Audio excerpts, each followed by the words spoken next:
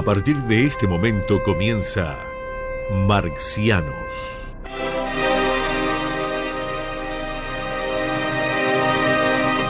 Para compartir sus pensamientos galácticos quedan con ustedes Daniel Vanina Croco y Carlos Amir González.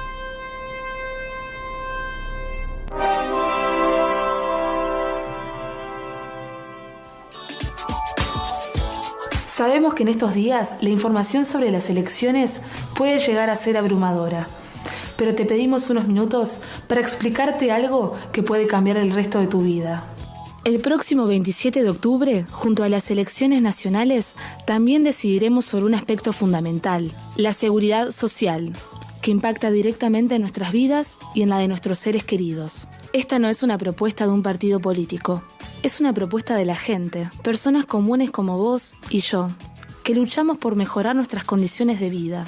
Lo más importante es que la papeleta blanca propone que la seguridad social sea reconocida como un derecho humano fundamental en nuestra Constitución.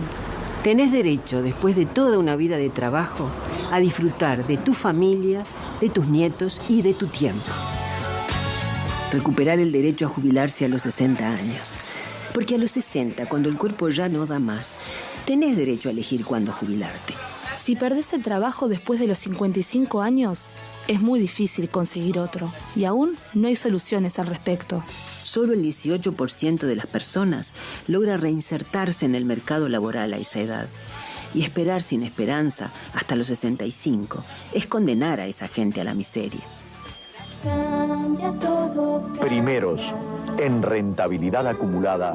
Las AFAP son un mecanismo costoso, ineficiente y que han demostrado no resuelven los problemas de la seguridad social. En 1996 nos dijeron que las AFAP nos iban a garantizar 2 jubilaciones. Han pasado casi 30 años desde entonces y ahora sabemos que el 90% de las personas que se jubilan por las AFAP reciben menos de 5.000 pesos por mes.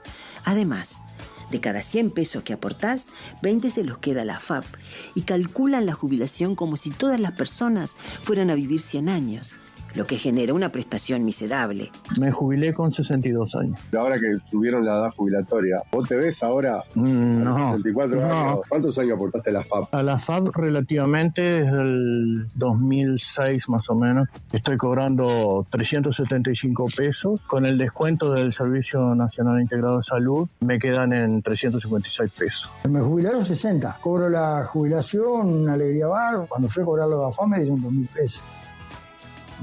Yo no podía creer, porque decían que era mitad, al ser mixto. Ustedes ven el recibo acá que... ¿Cuántos años aportaste a la FAP? Y a la FAP desde que salió, porque yo no quise, pero me metieron igual. Están ganando un gerente de la FAP 800 palos y se quejan para darle 4.000 pesos a un jubilado. Eliminar las AFAP significa eliminar el lucro, es decir, no permitir que se hagan más negocios privados con la plata de nuestra jubilación. Y devolver al Estado 1.500 millones de dólares al año que se pueden usar para mejorar las prestaciones sociales durante toda nuestra vida y atender especialmente a nuestras infancias que están siendo vulneradas. Esta reforma propone aumentar las jubilaciones y pensiones mínimas a nivel del salario mínimo nacional. En Uruguay, 300.000 personas cobran por debajo de ese mínimo y 7 de cada 10 viven en el interior del país. En el 40% de los hogares más pobres, el principal ingreso proviene de una jubilación o pensión. Mejorarlas impacta directamente en esos hogares. Hay una etapa de jubilación, que hace un año que me jubilé. Acá está la prueba de lo que se cobra por la FAP. En la FAP que se ha aportado en el año 96. En este momento, la FAP me está abonando 57 pesos por mes y me está haciendo 3 pesos de descuento. Estos son los números reales.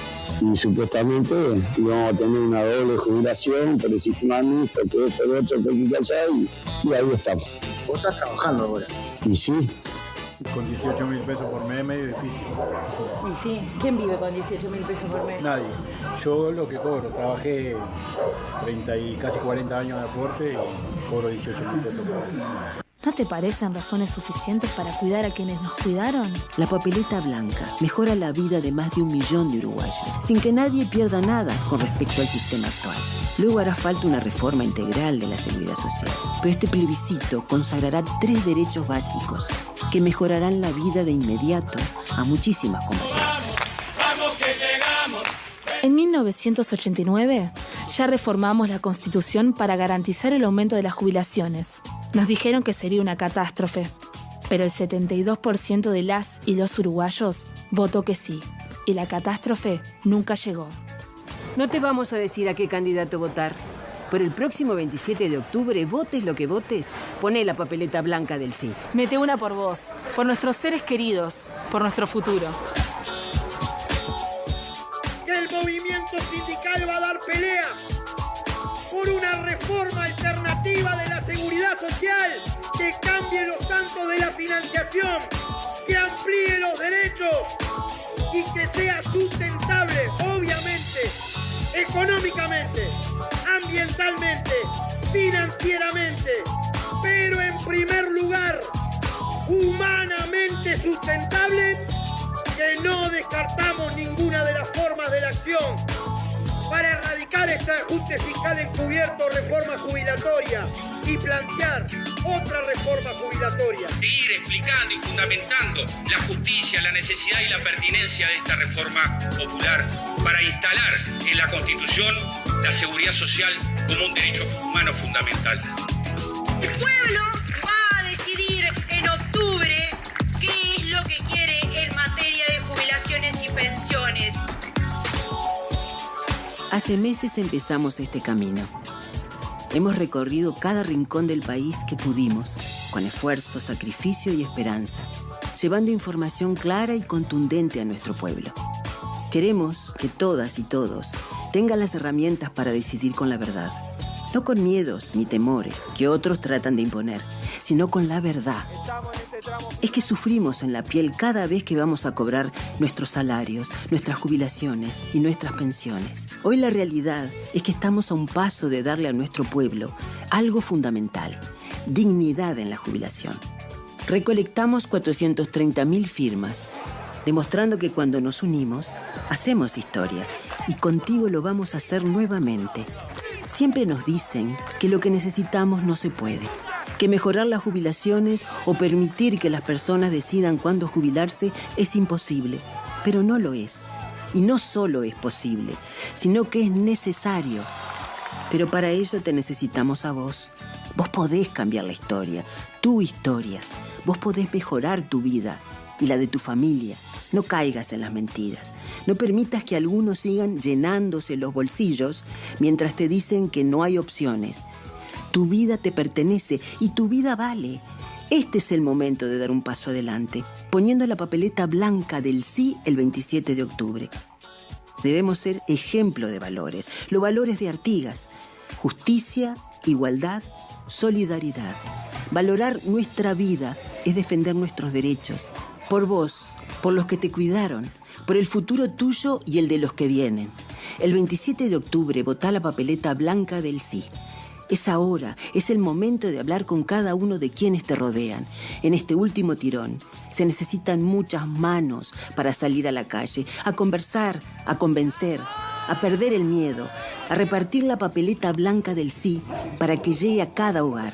Porque esto se trata de tu futuro. El 27, votes lo que votes, poné la papeleta blanca. Tu futuro lo definís vos. Accede a afirmatusderechos.ui. Sumate y hacé historia.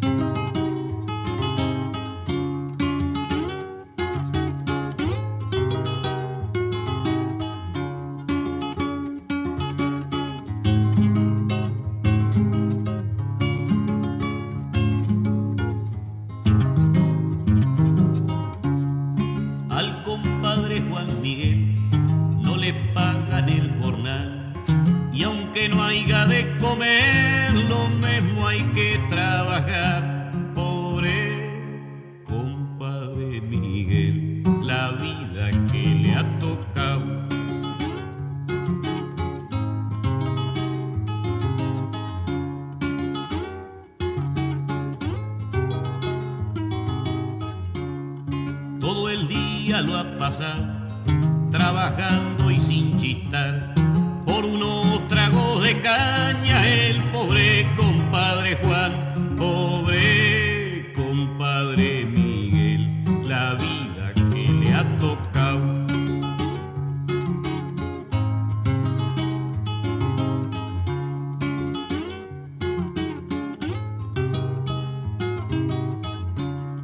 Como cueva de peludo, la aripuca de Miguel, qué perro destino el suyo, que nadie se acuerde de él, pobre compadre Miguel, la vida que le ha tocado.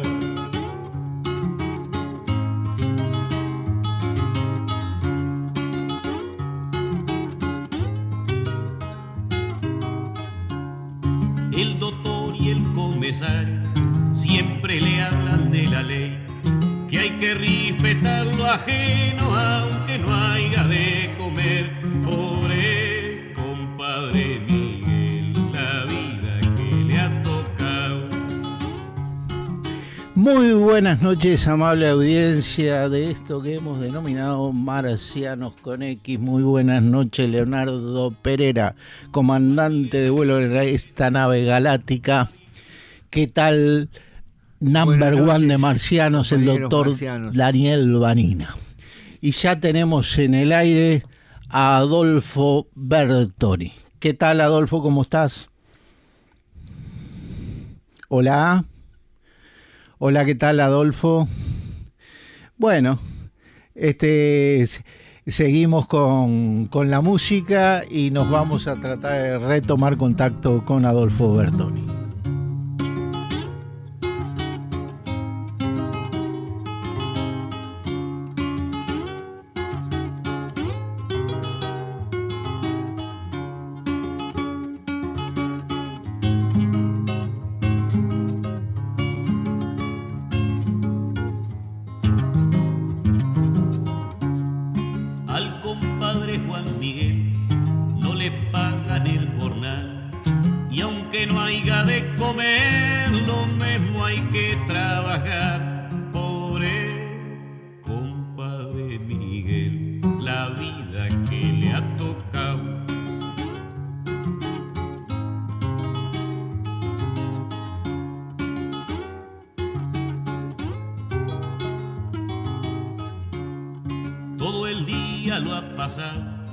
Trabajando y sin chistar, por unos tragos de caña el pobre compadre Juan, pobre compadre Miguel.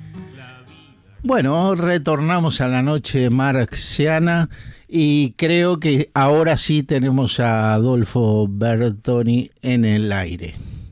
¿Qué tal, Adolfo? Sí, muy bien, Carlos, muy bien. ¿Cómo anda? Andamos bien. Se entrecorta un poco la comunicación contigo. Tú estás fijo en un lugar, ¿no, Adolfo? Sí, estoy.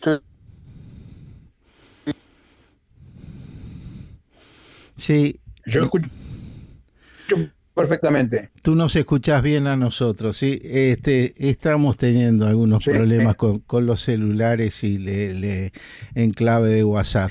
Pero no hay problema, vamos a hacer el esfuerzo entre ambas partes. Comenzamos con pasando al aire la cadena nacional del PIC-CNT. Y a posteriori teníamos a Cita Rosa con el compadre Juan Miguel.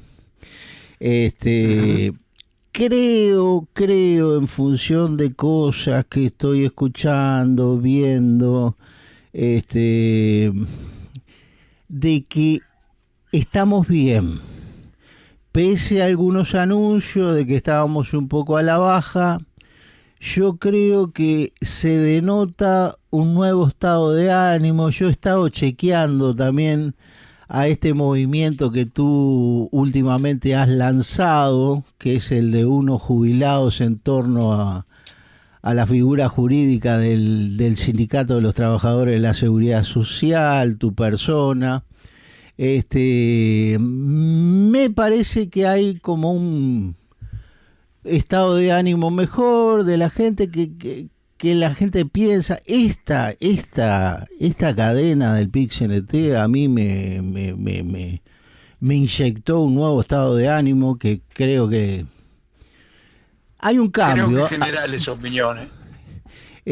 Lo otro, Adolfo, que quiero que también me lo evalúes tú, es el tema de uno de los últimos debates. Por un lado, la derecha representada en Pasquet, Iribarne y este hombre que tú también conoces, Saldain. Y por el otro lado, Karina Sosa y Somaruga, en la Facultad de Ciencias Sociales, con un salón desbordante de estudiantes, otro salón que tuvieron que agregar donde pasaban en el mismo momento mediante un televisor el debate que se estaba llevando adelante, un pedido de que la gente no expresara sus emociones de ninguna manera, pero después que habló Somaruga en una oportunidad poniendo el corazón, el cerebro, todo arriba de la mesa, los estudiantes no se la bancaron y irrumpieron en un aplauso cerrado, porque sí, porque puso en cuestionamiento justamente a la academia. Yo titulé, la última tenida que tuvimos en Marcianos contigo y la participación de un compañero que es un trabajador de la pesca de la Marina, lo titulé como "Esta es la Academia Obrera". Porque, ¿qué nos van a hablar de amor, no, Adolfo? Cuando por décadas se está en la defensa de una clase social que está llamada, quizás según nuestros pensamientos que algunos llaman deprimidos o demás, cuando pensábamos que realmente los duendes de la situación social hacia un cambio tenían que ser la columna vertebral de los trabajadores. Y yo le comentaba a Daniel hoy, frente a diversas circunstancias, yo digo como en la canción, yo me quedo a vivir con los obreros. Adelante, Adolfo. Sí, son varias cosas. Lo primero, es difícil imaginar una cadena mejor que la que se hizo. Yo tenía alguna idea de cómo venía la mano con la cadena, por lo que me había contado Karina, que iba a haber mucho testimonio, pero nunca me imaginé que iba a ser algo tan fuerte desde el punto de vista emotivo y desde el punto de vista racional, porque no solo se planteó los temas que están en juego el 27 de octubre, razón y corazón lo que se iba diciendo y mostrando, con cosas que valen por 500.000 palabras, como de 311 pesos vale más que 3 horas y media que estemos hablando vos y yo sobre el régimen de AFAP. Por otro lado, el debate de ayer,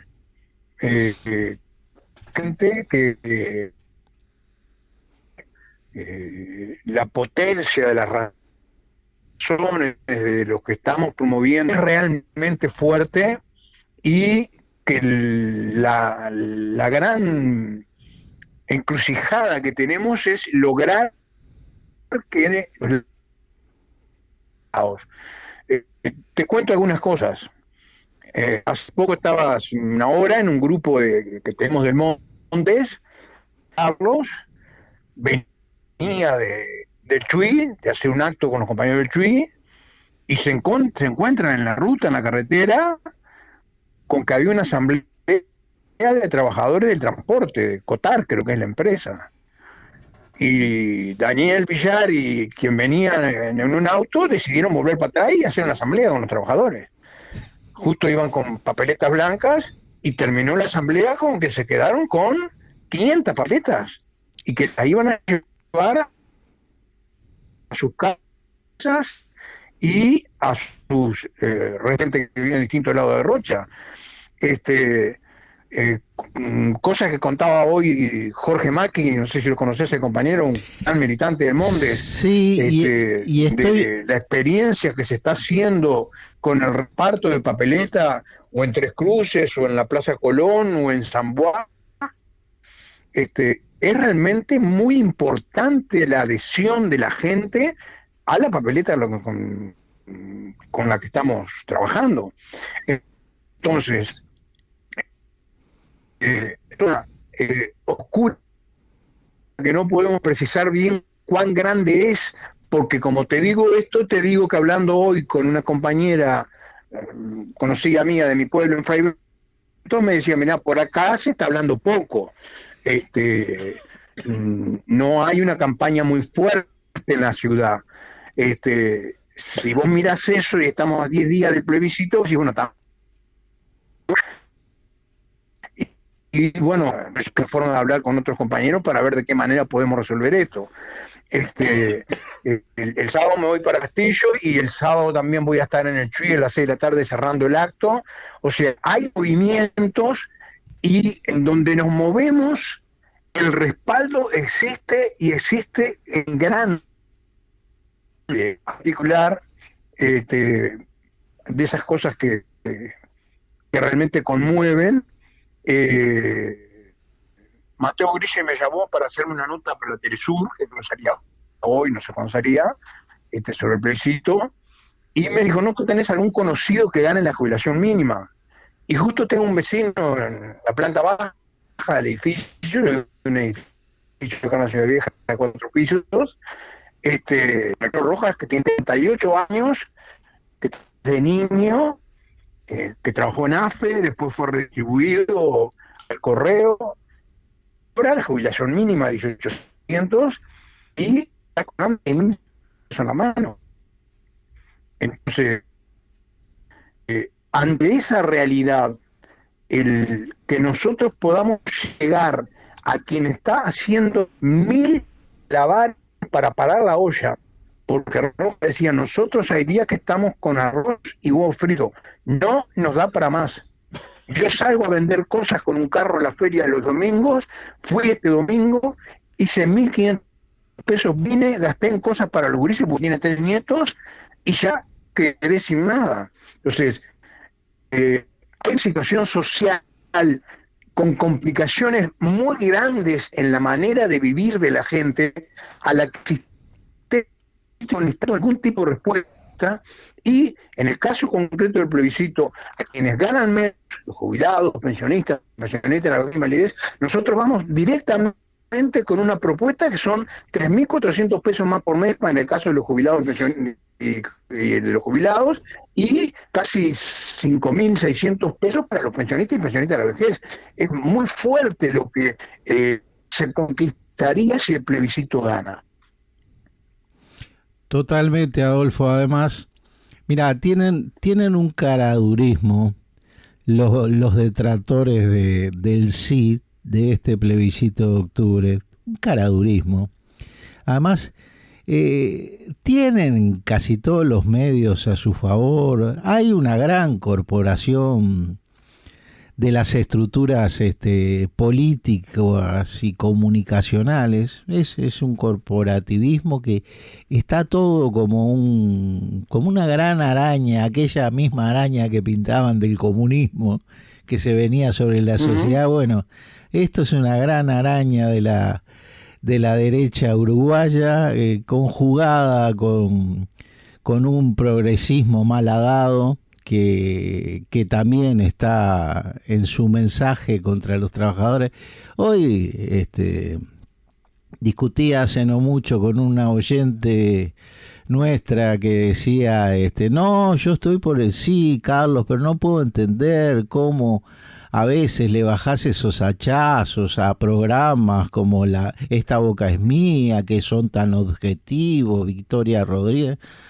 Hoy llevaron, para evaluar la cadena de los trabajadores, ¿a quién llevaron? A Hernán Bonilla.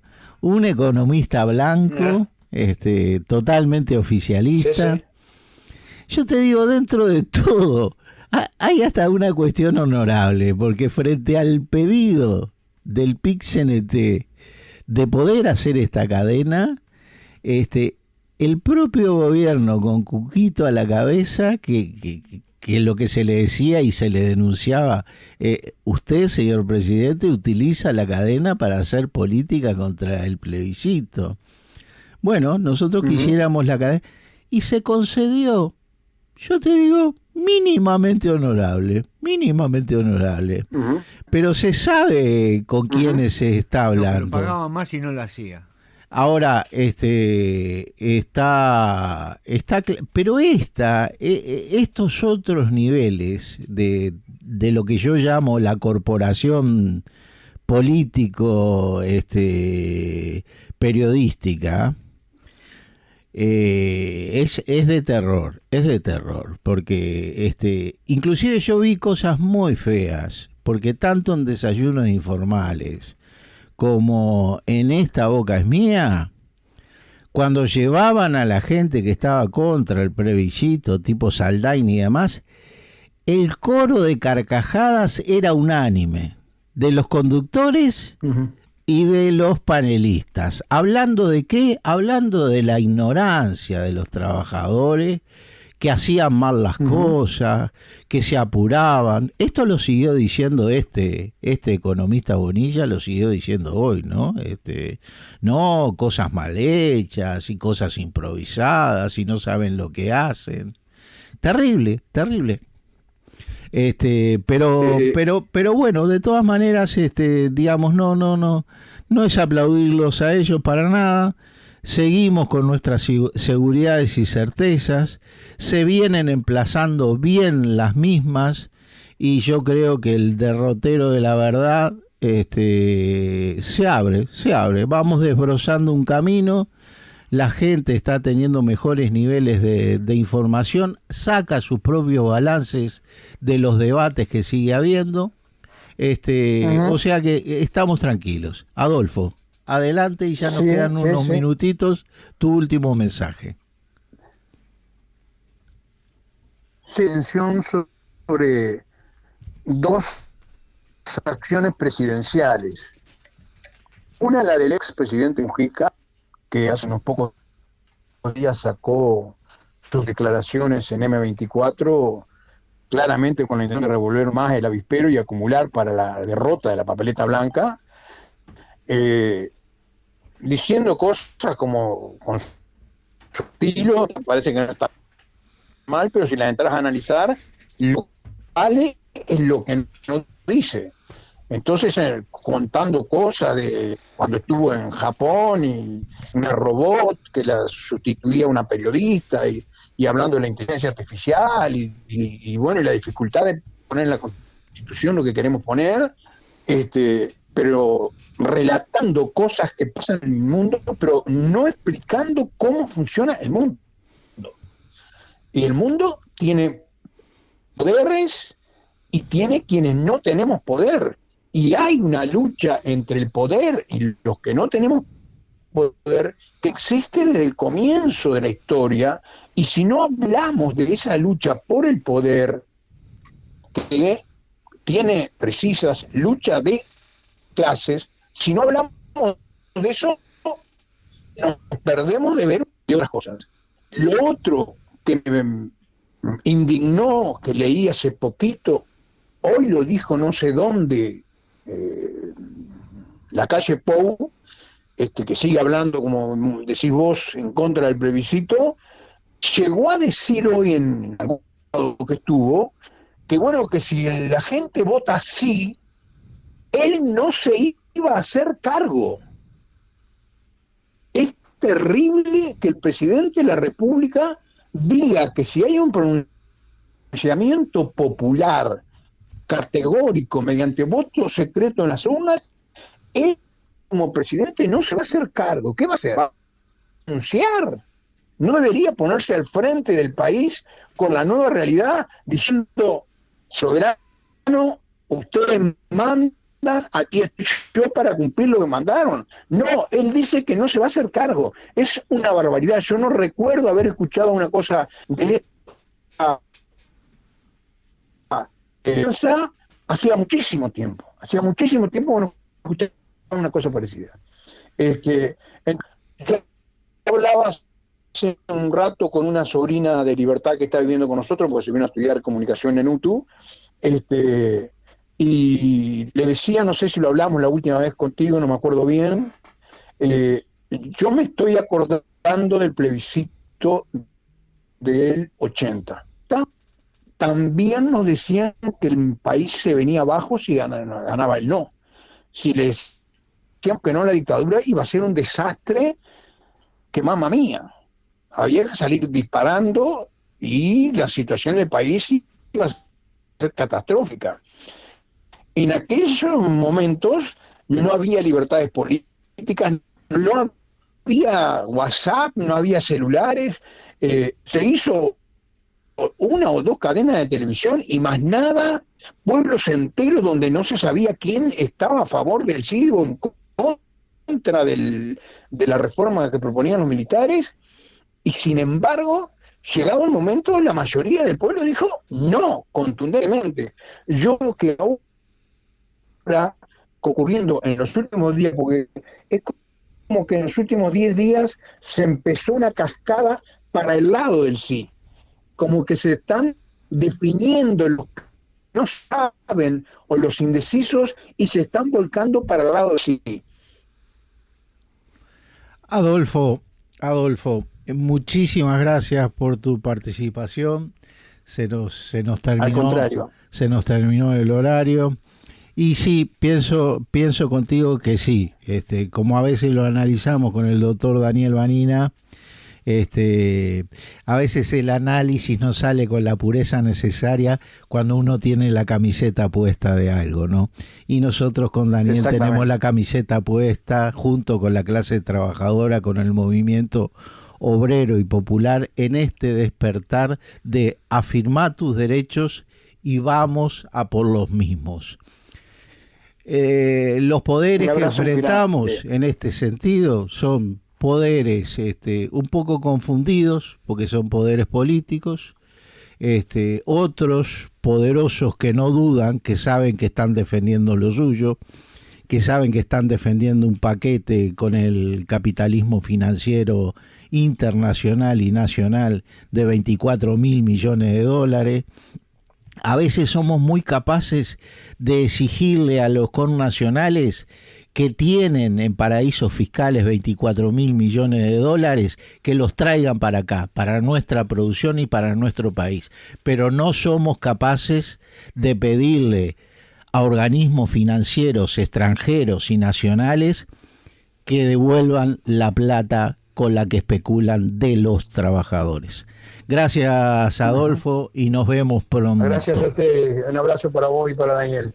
Un abrazo grande a la audiencia. Nos vamos, Leonardo Pereira, a una pausa.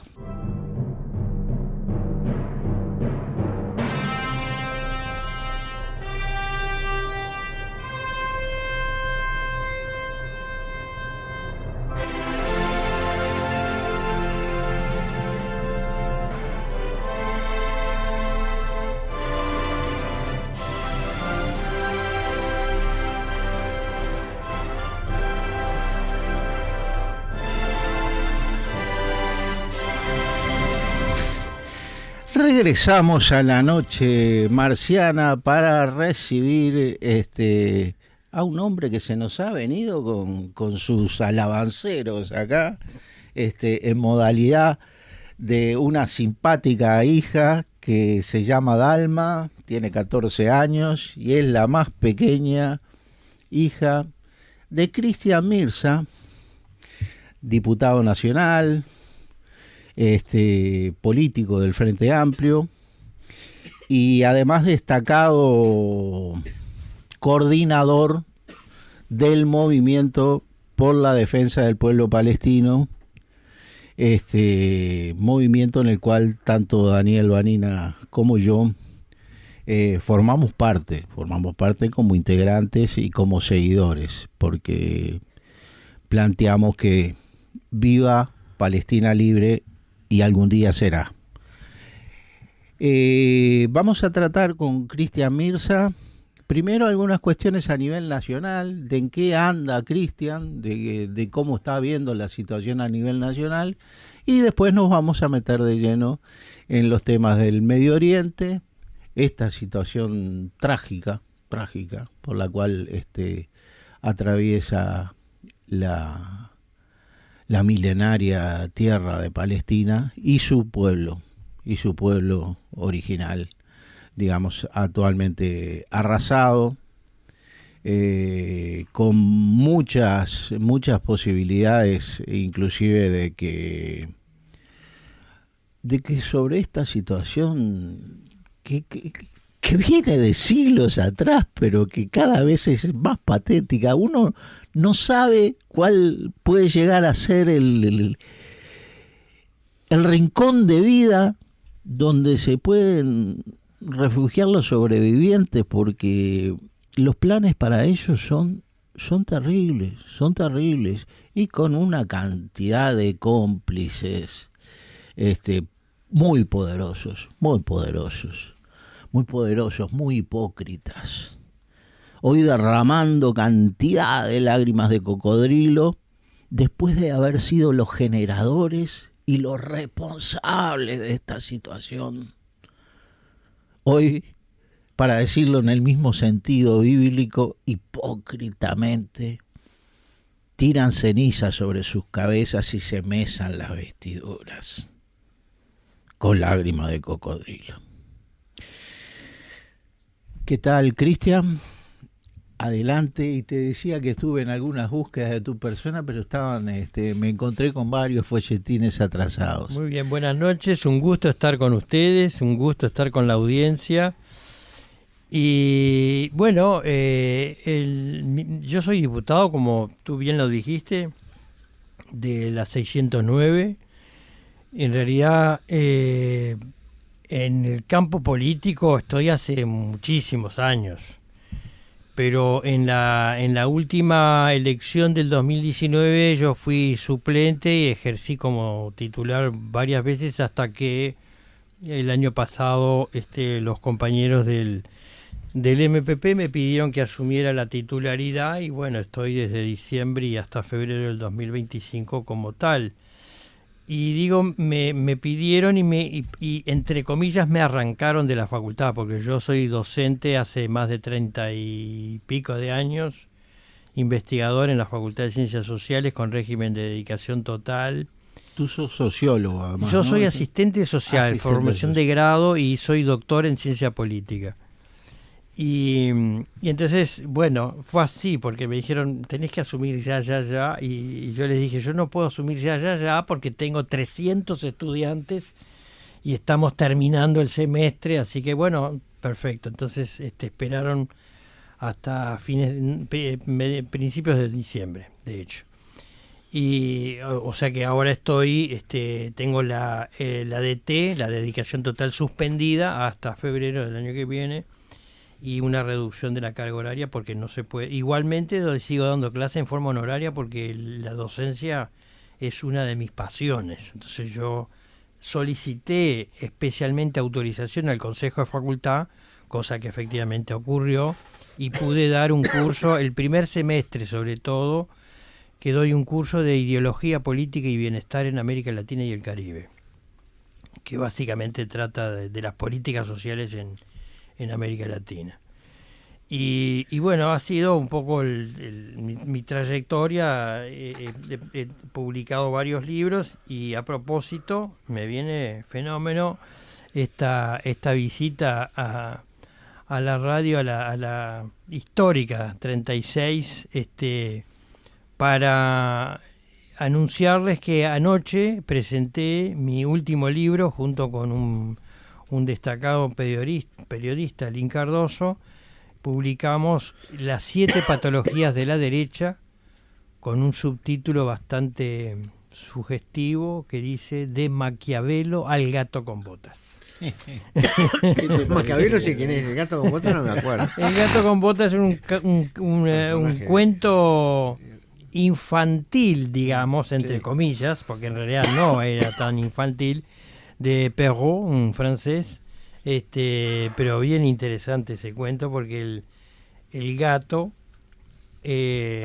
logra embaucar, desarrollar estrategias y artimañas para convencer a la gente y a los animales de todo lo que él quería para satisfacer las aspiraciones de su amo.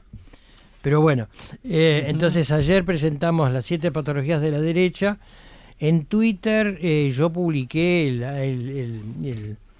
esta noticia y uno me dice, bueno, pero tendría que usted publicar, escribir un libro sobre las 7 patologías de la izquierda, del marxismo a Robin Hood, una cosa así me dijo.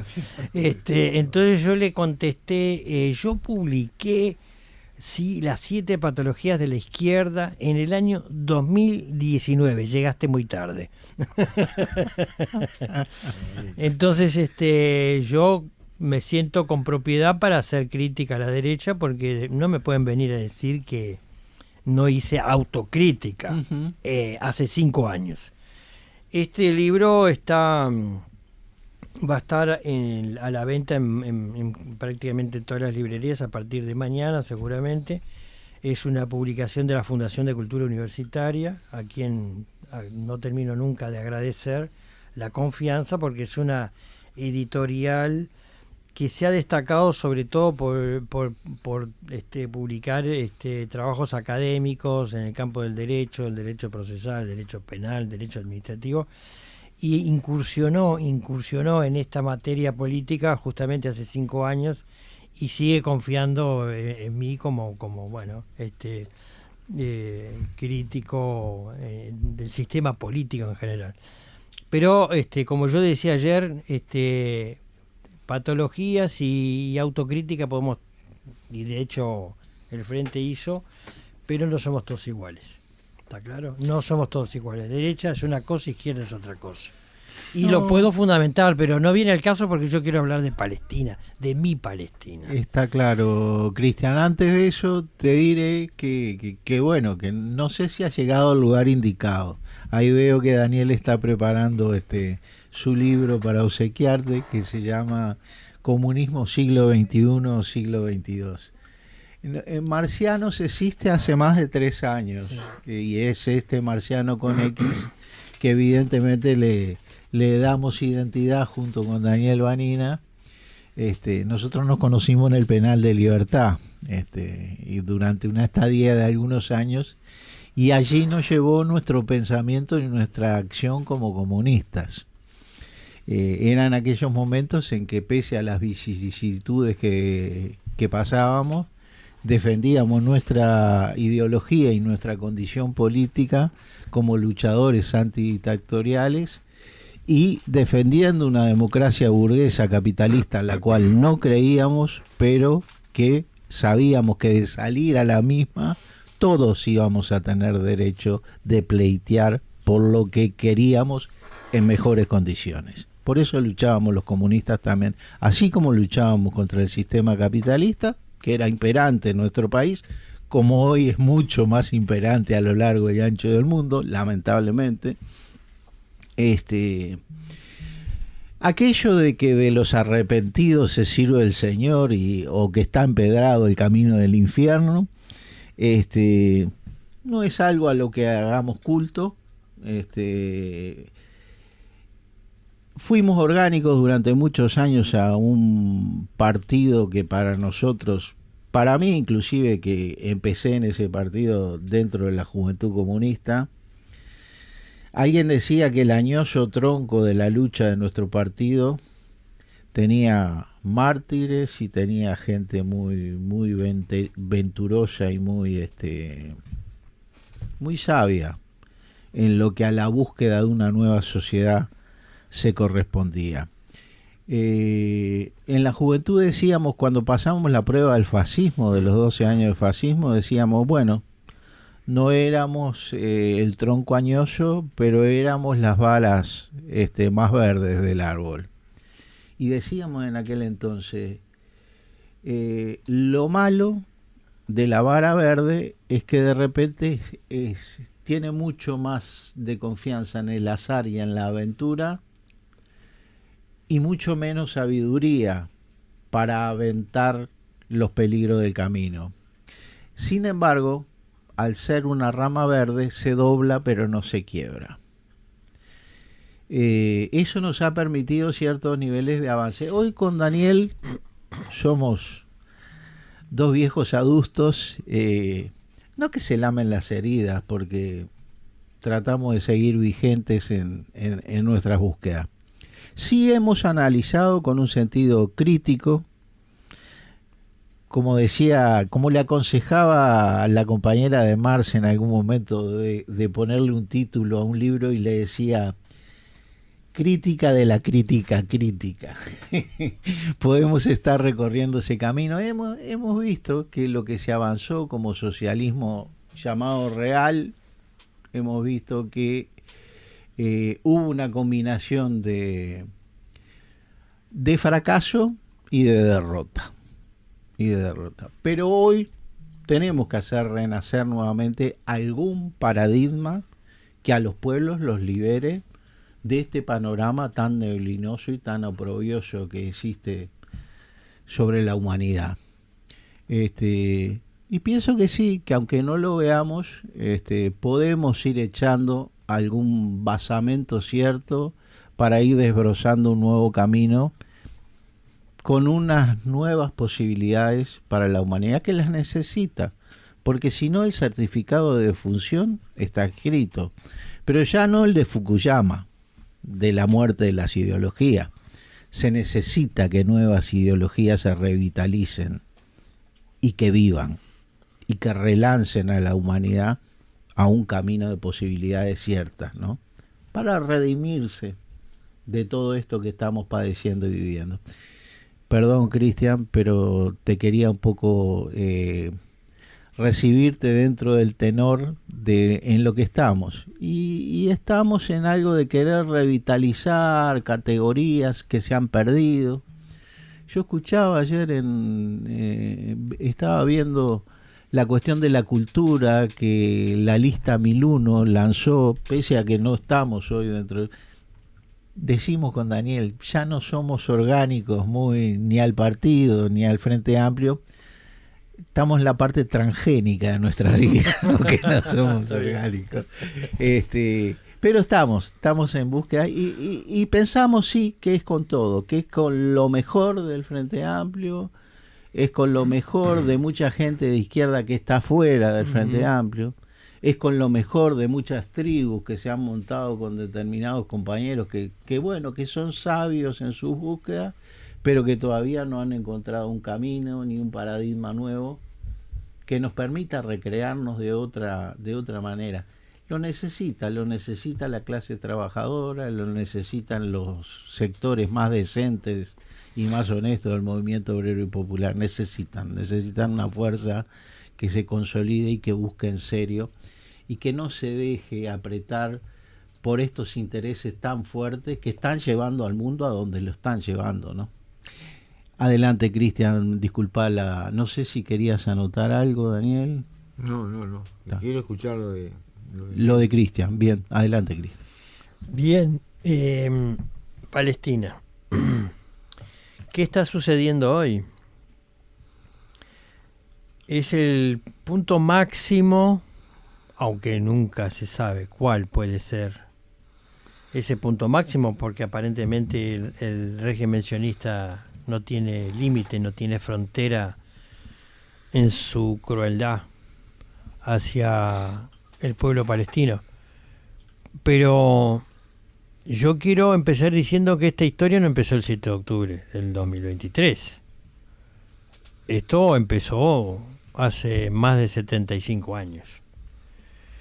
Lo que aconteció el 7 de octubre fue una acción de un grupo de resistencia palestina como Hamas que recolocó y resignificó la causa palestina a nivel internacional.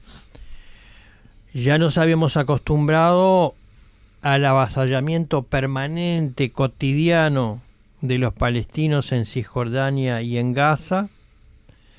Ya el mundo se había acostumbrado a que efectivamente el pueblo palestino no tenía ningún derecho, porque todos sus derechos fueron conculcados, todos. Y cuando digo todos, me dicen, bueno, pero están en Gaza y estaban en Cisjordania, tenían su territorio. Bueno, yo quiero recordar que el territorio de Cisjordania tiene por lo menos 52 checkpoints, es decir, controles que impiden la movilidad libre de los palestinos en su propio territorio. Así que, para empezar, y para seguir, Gaza, una cárcel a cielo abierto. Es decir, 2 millones, más de 2 millones de palestinos encerrados y con el control no más de 500 kilómetros cuadrados. Es un territorio muy pequeño, sin ninguna posibilidad de autonomía de ninguna clase. El suministro del agua, el suministro de energía, todo manejado por el Estado de Israel. Ahora, lo que están haciendo hoy es, literalmente, lo hemos dicho en cada una de las marchas, es un genocidio. Muchos me discuten el término, el vocablo genocidio, y yo los mando a leer la RAE, la Real Academia Española. Uh-huh. que vayan y que lean lo que significa genocidio y qué significa terrorismo.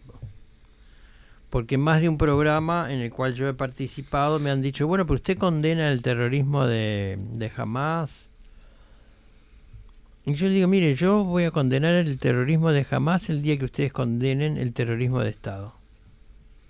A Israel, al régimen sionista. Bueno, no, pero no es lo mismo. ¿Cómo no? Es mucho peor. Mucho peor.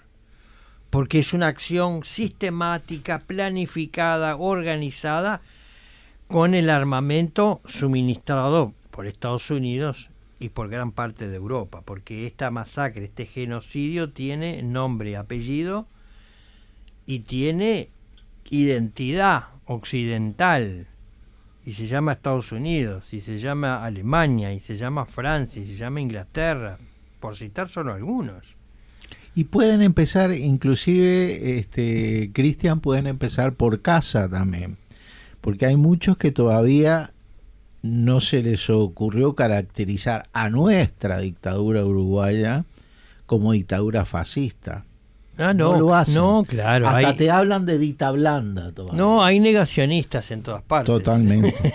Acá y allá. Sí, no te pero lo que hoy está pasando es realmente atroz, porque ayer veía las imágenes de uno de los campamentos de refugiados en donde los refugiados, niños, jóvenes, mujeres, ancianos, quemados vivos. O sea, es el horror, es el rostro del horror que no tiene límite, como dije, ¿no? Es decir, parece que este régimen sionista actúa impune entre comillas, en defensa propia.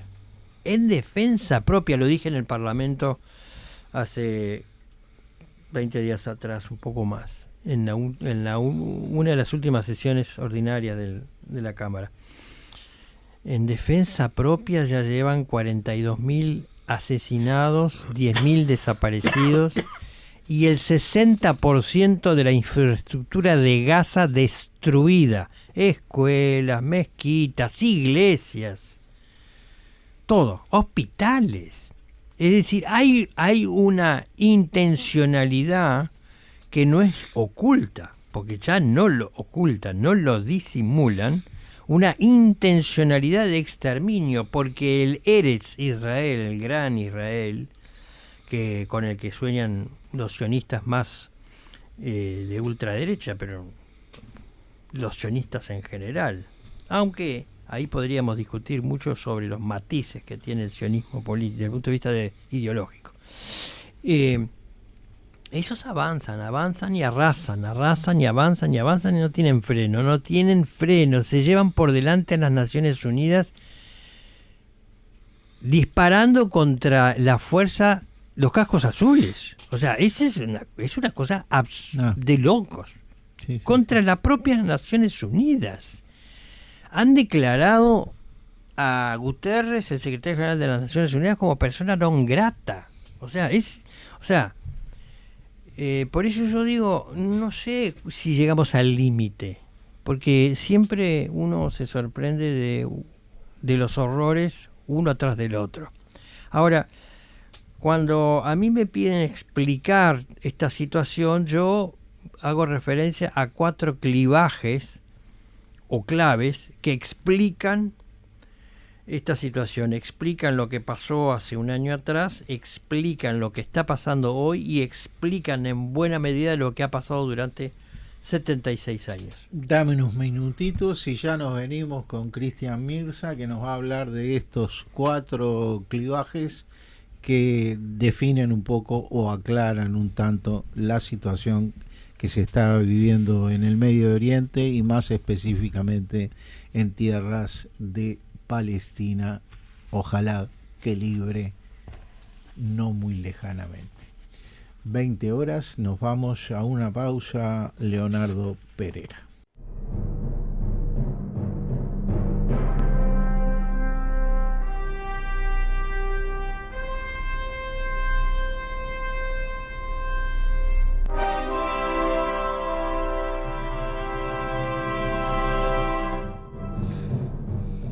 (20:05) retornamos a esta agradable e interesante charla con Cristian, que bueno, al cual comprometemos a que nos vuelva a visitar. Una vez que pasemos todo esto del plebiscito, vamos a empezar a hacer construcciones más sistemáticas con determinados temas.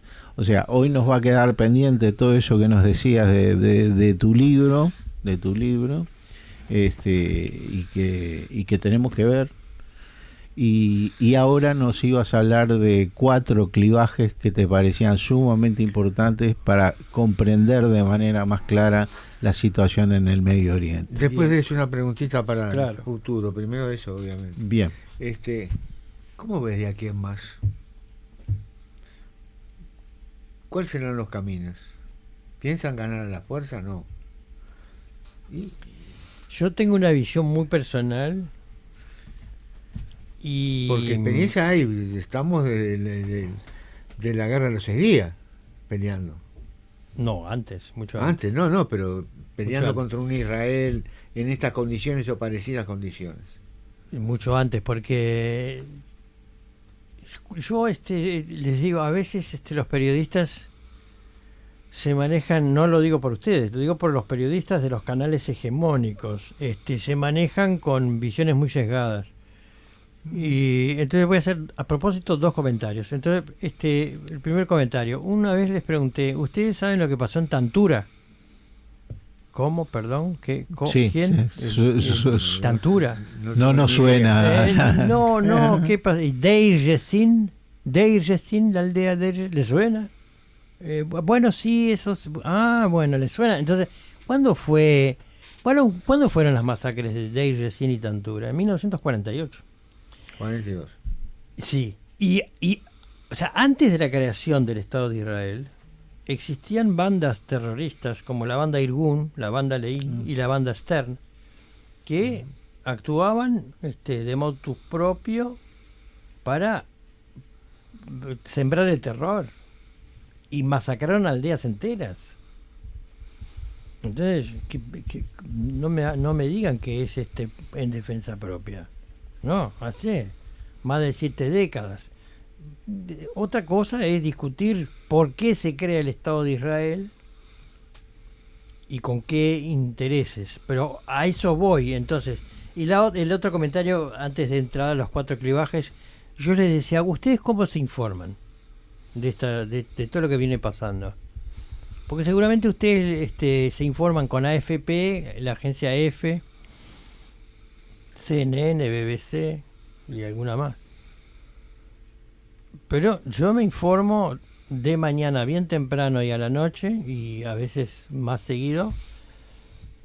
Entonces le empiezo a mencionar, ¿no? Hispan TV, Almanar, Almayadín, Wafa.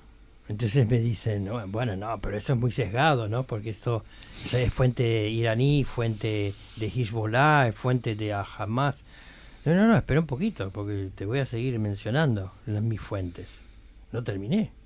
Ah, bueno, ¿y qué más? Y yo me informo con El País de Madrid, con Le Monde de Francia, con la BBC, con la Deutsche Welle. Los rusos. Sí, con RT y Sputnik, pero además siempre leo la prensa israelí.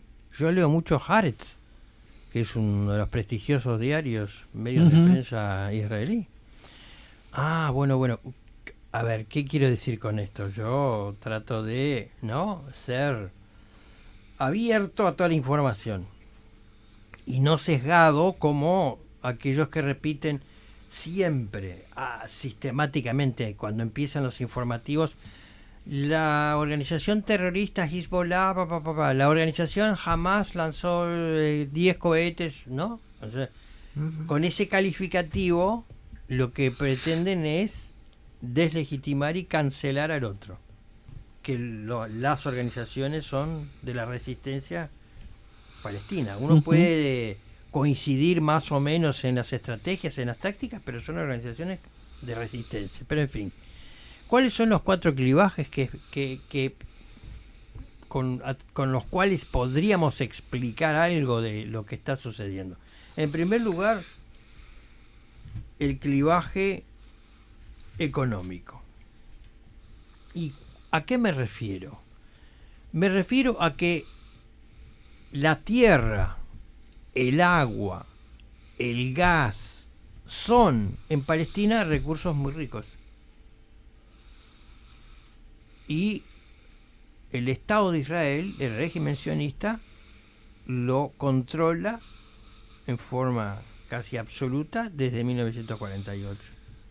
Y cada vez en forma creciente. Es decir, hay un expansionismo neocolonialista de Israel que lo que da cuenta es precisamente de este clivaje, de este factor económico que hace que la tierra y el agua, que es controlada en todos sus términos por el Estado de Israel, son recursos que tienen que significan para ellos una riqueza.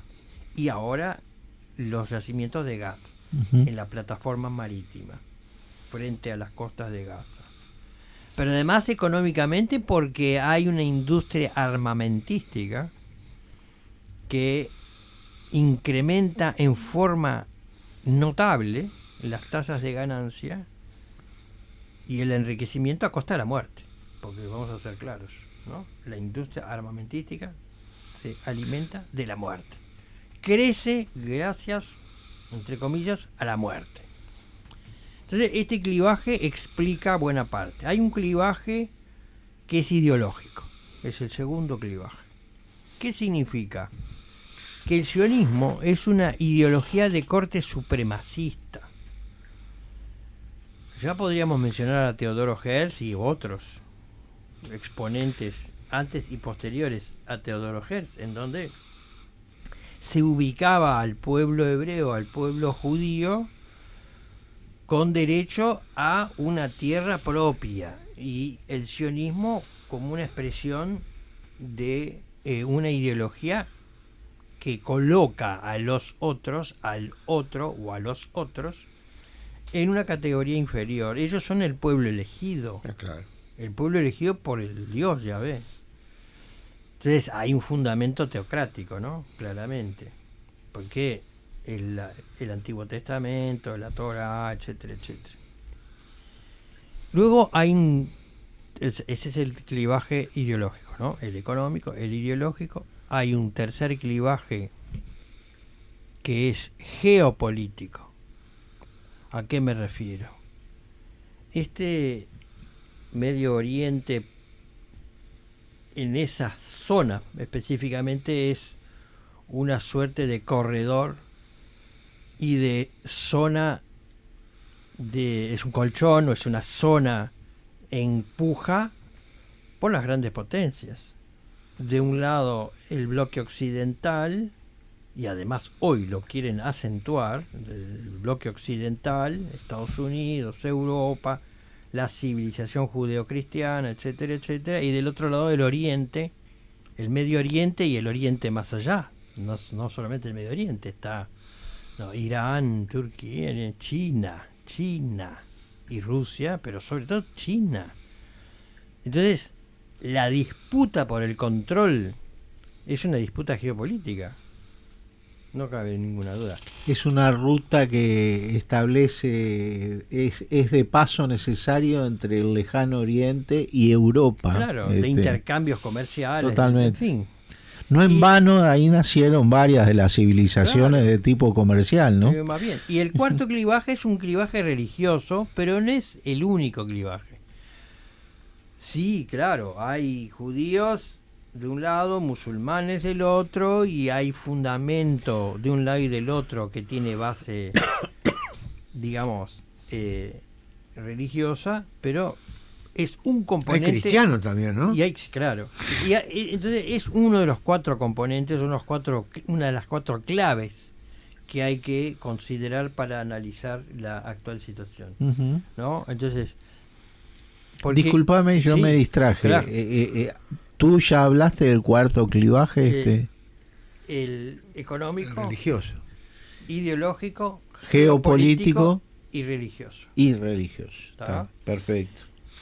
En una oportunidad me decía Elías, dos elementos que pesan mucho en la situación y que no pueden medirse de la misma manera: el panarabismo y el panmusulmanismo. Claro. Sí, que son cosas distintas, porque a veces yo tengo que explicar de que hay árabes no musulmanes. Yo soy egipcio, nacido en el Cairo, de abuela palestina, de abuelo libanés, pero soy cristiano maronita, justamente, de la iglesia San Marón del Líbano. Pero soy árabe, no musulmán, árabe cristiano. Y al mismo tiempo hay musulmanes que no son árabes. Irán no es una nación árabe, es persa. Tú sabes que yo Indonesia conocí... no tiene nada que ver con los árabes, y es la nación que tiene más musulmanes en todo el planeta. Totalmente. ¿No?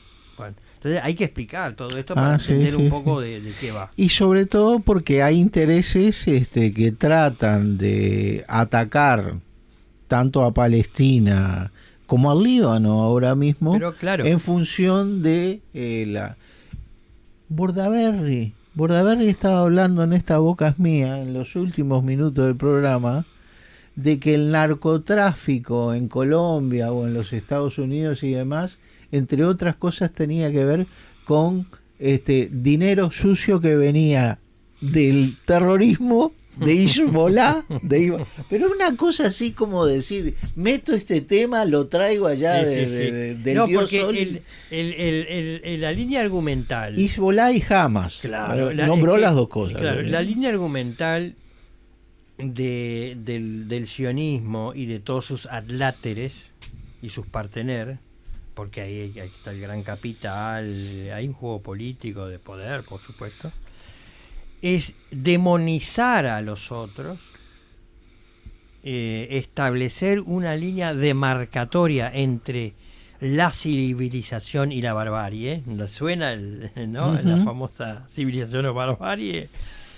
Entonces, del otro lado están los bárbaros, los regímenes autoritarios que maltratan a las mujeres, que son atrasados, etcétera, etcétera. Y de este lado está el mundo civilizado occidental e Israel, dentro del cual está Israel, sí, es que se posiciona y asume el rol de defensa del mundo occidental frente a los bárbaros. Menos mal que es la única democracia que existe en el Medio Oriente, porque si fuera una dictadura, ¿qué es lo que no estaría haciendo en materia de genocidio? Sí. Aparte, yo acá tenemos una discusión porque yo a veces le digo a Daniel, es un estado terrorista, un estado en situación es un de estado terrorista y es una etnocracia definida por varios autores israelíes. Además, cuando algunos te dicen no, porque Irán es una teocracia. ¿Y qué es Israel? Sí. Que te lo vendieron como una... Claro, es una claro. Tiene su basamento religioso en su constitución. Pero por supuesto, y hay ciudadanos de clase A, clase B y clase C. Pero además quiero decir algo que me parece importante. Hay miles, cientos de miles de judíos en Uruguay y en todo el mundo que alzaron su voz diciendo no en mi nombre. ¿Qué quiero decir? Que el tema, vuelvo a recalcar uno de los clivajes, el tema no es entre musulmanes versus judíos, es entre sionistas, ultraderechistas y nazisionistas versus los demás. Entonces hay miles de judíos que dijeron, con este régimen de Netanyahu estoy en las antípodas. Y de hecho hay un parlamentario que viene el 18 de octubre a dar justamente una conferencia a propósito de todo lo que viene aconteciendo en Palestina. Ya estuvo también uno que era del Partido Comunista es el mismo, de Israel. Sí. Y entonces, ¿quién los va a vuelvo a la pregunta que me hacías tú. ¿Cuál es mi impresión? Bueno, yo creo que tarde o temprano esto resultará en la desaparición o el colapso del Estado sionista de Israel. ¿Quiere decir eso que va a desaparecer un Estado con un pueblo, digamos, mayoritariamente judío o hebreo? No. Estoy diciendo que sea porque va a crearse un Estado autónomo palestino o un Estado que podría tomar la forma de Estado confederado y que de alguna manera exprese la coexistencia, convivencia pacífica entre los pueblos, pero el Estado de Israel tal como está prefigurado hoy tiene sentencia de muerte. Si sigue en este camino, tiene sentencia de muerte. No hay posibilidades de sostener el expansionismo, porque esta es la idea, no solamente la idea, sino la acción en terreno es el expansionismo. Para defendernos vamos a invadir Líbano. Para defendernos vamos a destruir Gaza. Y si es posible que todos los palestinos se vayan por Rafah hacia el desierto del Sinaí, o los exterminamos. Ustedes elijan, ¿no? Os huyen o los exterminamos. En Cisjordania los colonos destruyen los los minifundios que tienen los palestinos para sobrevivir, y avanzan y expanden esa yo te diría que todavía lo de Cisjordania no es de consecuencias tan terribles como lo de Gaza, porque no ha habido una acción del ejército israelita de las mismas dimensiones, pero ya hay la presencia de 700.000 colonos respaldados por el ejército. Pero además se han anexado otros territorios y declarados ilegales por Naciones Unidas, ¿sí? Entonces, esta idea de expansionismo ilimitado va a chocar en algún momento con no solamente la resistencia del pueblo palestino, sino la resistencia del pueblo libanés, la resistencia del pueblo sirio y la resistencia de los vecinos que van a decir, bueno, no, hasta acá llegaste. Sí, y es lo que se ve hoy con un Israel rodeado. Yo con la guerra de los 6 días y teniendo en cuenta lo de siglos que tiene este conflicto, porque tú hoy lo señalabas, hubo barbaridades que fueron antes de la constitución del Estado de Israel. Sí. Con la constitución del Estado de Israel hay un desalojo de muchos palestinos de las tierras que se le confieren a Israel. La estimación son 800.000 palestinos en la Nakba. Hoy por hoy, cuando tú hablabas de toda esta riqueza que hay de gas natural en la superficie marítima de Gaza, se supone que si Palestina como tal es una tierra a la cual le destinó Naciones Unidas para que se conformara el Estado de Palestina, en una cuestión que la podemos discutir qué grado de licitud tiene esto, pero es lo que es. Hoy el ejército de Israel está ocupando esos territorios, está ocupando tanto Cisjordania como está ocupando. O sea, que lo que hay de reservas económicas y demás le pertenecen todavía al pueblo palestino, a lo que se le haya designado como territorio propio. Entonces ellos evidentemente, salvo por la fuerza de ocupar el territorio, después van a poder empezar a explotar las cuestiones. Todavía inclusive tienen en Israel, por haber salido una cantidad de colonos que los sacaron de la Franja de Gaza, tienen reclamos jurídicos dentro del propio Israel de esos colonos, que ya se creían que iban a tener eternamente lo que tenían como propiedad en Gaza. Ahora, tú ibas por un lado de darle una respuesta a Daniel en el sentido de la posible solución. Yo, salvo que el contexto internacional de las cosas cambie mucho, y fundamentalmente todos esos tribunales de alzada que con respecto a una cantidad de cosas hay en Naciones Unidas, y que hoy se resuelven por la posibilidad de fuerza que tienen de repente determinadas naciones que están en el Consejo de Seguridad, pero por vía del democratismo asambleario de Naciones Unidas, que se lleguen a resolver cosas, más cuando la tendencia político-ideológica de la mayor parte de las naciones del sistema capitalista está en contra de la resolución avanzada de la liberación de los pueblos y de la autonomía de los mismos para su propio desarrollo. Acá se pasa cuenta y se pasa raya en función de los intereses de los más poderosos y todo lo demás. Y bueno, está la traducción concreta en lo económico.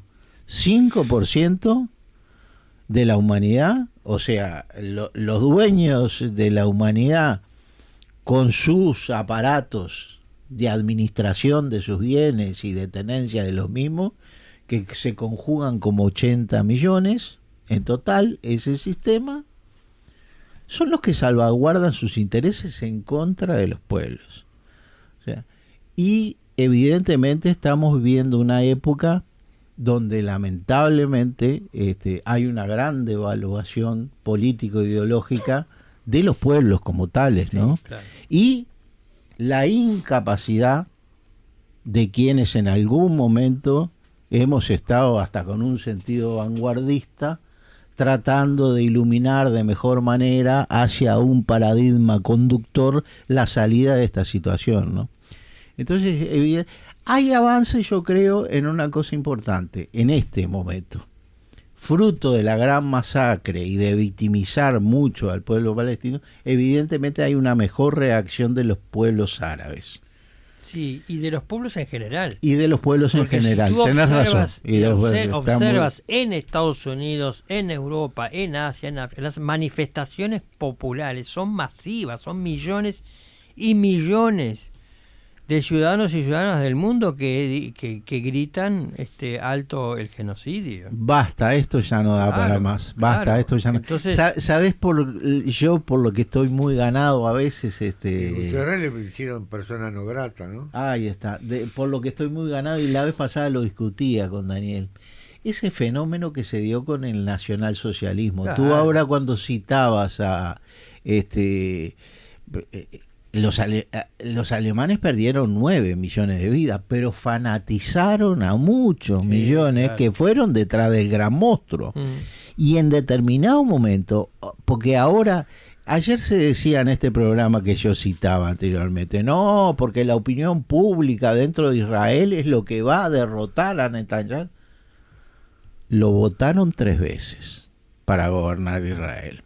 El 70%, hasta que no ocurrió lo del 7 de octubre, el 70% de la población israelita avalaba las acciones de Netanyahu, de su gobierno y de las fuerzas de defensa israelíes, mal llamadas de defensa israelíes. Y entonces hay un fenómeno del pueblo israelita. Varios analistas te lo dicen a nivel internacional, ¿no? Esto es una población muy, muy específica, muy especial, que ha venido de otros lados. Los lobbies acá todas las fuerzas paradas el 7 de octubre con la comunidad israelita, lamentando y después hicimos la manifestación por Palestina y no apareció una sola fórmula presidencial. No, el lobby acá el lobby es muy, muy fuerte. Acá y en Argentina es terrible. Sí. En Brasil nos salvábamos más porque la comunidad palestina, y en Chile ni que hablar. Por suerte. Pero sí, yo veo que están muy dependientes todas estas situaciones críticas de que cambie el panorama de fuerzas a nivel internacional. Y está pasando algo, está ocurriendo algo y está bueno. Cristian, adelante. Bueno, no, el trabajo que hacemos desde la Coordinación por Palestina, yo pertenezco a uno de los grupos que forman parte de esta Coordinación por Palestina, que nuclea a numerosas organizaciones sociales, populares, y formo parte de la Comisión de Apoyo al Pueblo Palestino hace más de 20 años. Y acá también, independientemente del lobby de la comunidad judía muy fuerte, de todas maneras han cambiado bastante las cosas también. Sí. El hecho de una embajadora de Palestina nomás ya marca una tónica diferente. Las marchas que las marchas hemos organizado son cada vez más masivas, más numerosas. Tú te acordarás, Cristian, yo me acuerdo también, el pobre Churi con un megáfono ahí en la plaza Libertad y hoy, 50 personas. Y hoy somos miles que vamos manifestando, y me parece que el pueblo uruguayo ya no se traga cualquier píldora, ¿no? Cualquier digamos, mensaje que es de xenofobia, de racismo, porque es lo que se traduce. O sea, cuando los sionistas se defienden, dicen, ustedes son antisemitas, ¿no? Eso es absurdo, ¿no? Absurdo, porque yo soy tan semita como cualquiera, o más, decir, viniste de Europa, no sos semita. Pero eso del antisemitismo es ridículo, ¿no? Es una muletilla ridícula, absurda. Pero el lobby es fuerte y han protestado, ¿no? El propio embajador de Israel protestó cuando algunos diputados como Ubaldo Haití y quien habla y algún otro osamos decir alguna palabra en defensa del pueblo palestino, enseguida, ¿no? Presionan para hacernos callar. Pero afortunadamente hay miles y miles de uruguayos, y en la Coordinación por Palestina se está trabajando muy bien, en forma mancomunada, amalgamada, para apostar por la paz, pero no la paz de los cementerios, ¿sí? Es la paz por los derechos del pueblo palestino, por la autodeterminación, para detener la masacre y el genocidio, y para reconocer el derecho a la libertad y a la autodeterminación del pueblo palestino, porque de eso se trata. Nosotros no estamos planteando palestinos versus israelíes, ¿no? Estamos diciendo reconocer el derecho al pueblo palestino de tener su propia tierra y tener capacidad de decidir sobre su propio presente y futuro, y de tener el expansionismo sionista. Y es eso, a eso apuntamos, ¿no? Nosotros no estamos planteando otra cosa que lo que las propias Naciones Unidas declararon en 1948.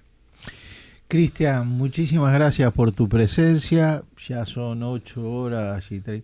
Esperemos que la selección nacional esté ganando 1-0 al Ecuador y bueno, te comprometemos a futuras temas. Hay muchos. Con mucho gusto, agradecido por estar de nuevo aquí. Y estoy a la orden. Yo te pedía que estuvieses porque en el fárrago de cosas que vienen ocurriendo tanto a nivel nacional como internacional, nosotros acá con Daniel no queríamos tener pendiente el tema de Palestina. Elías nos ha prometido en varias oportunidades estar, pero siempre la gente de la coordinación está en muchas cosas. Sí, claro, está en muchas cosas. Pero muy agradecido, de verdad. No, los agradecidos somos nosotros. La primera vez que venís estás inevitablemente condenado a leer el libro. Bueno, muchísimas gracias. Yo no Momentos traje, en que no traje Daniel el mío Vanina porque obsequia. yo me quedé regalé algunos y me quedé sin el mío. Pero muchas gracias. Muchas gracias. Si lo lees, no hay muchos que resistieron la lectura. Hasta el martes. Gracias, Leonardo Pereira. Así pasó Marxianos, que se reencuentra con ustedes el próximo martes a las 19 horas.